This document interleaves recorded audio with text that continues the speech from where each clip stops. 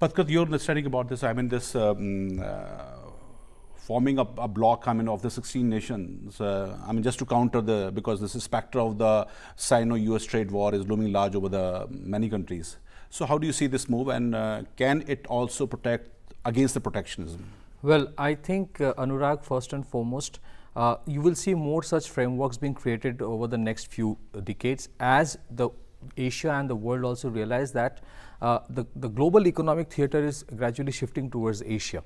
For example, the countries that are part of this, the 16 countries together, their combined GDP now is around $27 trillion. And that of European Union in 2017 was $17 trillion. Yeah. Probably in 2018 will be a little more than 17 trillion. In 2018, America's GDP is around $20 trillion. So this group together is bigger than Asia, United States in terms of GDP. Not that individually they are bigger. So what I am trying to say is that from the end of Second World War, whether you talk about the Bretton Woods system or the institutions which were created, whether it is World Bank, IMF, or the entire Asian, as a bloc, they were always Western centric in terms of their exports, in terms of they were always thinking about how to either keep the West happy or to increase their exports towards West. Today you see these countries, and to a certain extent thanks to Mr. Trump also, they are realizing that they have their own potential and there is a huge opportunity for them to explore the potential of each other's inherent strength. But that does not mean that all the issues have been sorted out, because even if these countries talk about free trade, as you rightly asked, whether it will be a protection against protectionism, there are question marks. Number one, each of these countries have their own people to take care of regarding employment. One of the pertinent issue that India has raised is that if you want free trade, then you also have to allow free movement of people,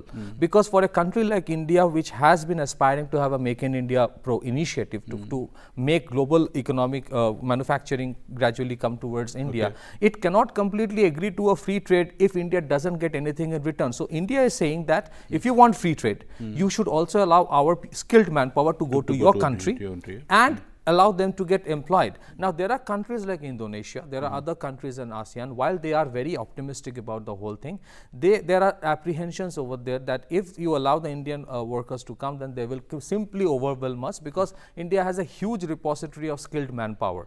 But overall, if you look at it, I would say also that there is a maritime and a strategic perspective to all that is happening. It is evolving. Maybe it has started around a decade back, but today it is evolving as a bargaining bloc. Today they are realizing that if Trump continues to do all these things, then it has brought a lot of adversaries together, as we see now that India and China, they have issues. I am not saying that they don't have issues, but they realize that there is a huge potential if these two countries increase their trade. And there is another potential in the future, just as in Shanghai Cooperation Organization later on India joined, there is a strong possibility that later on countries like Russia might also join this. And then the issues related to energy security, the question marks that are there right now, because Trump saying that you can't buy energy or gas or oil from Russia, those things probably will get a little sorted out. What we see right now is, because this is the only bloc which is standing up or giving indication to US that, look, you can't just do everything and we will simply sit quietly. It will take time to evolve, but this is a step in the right direction. Okay, Mr. Chaudhary.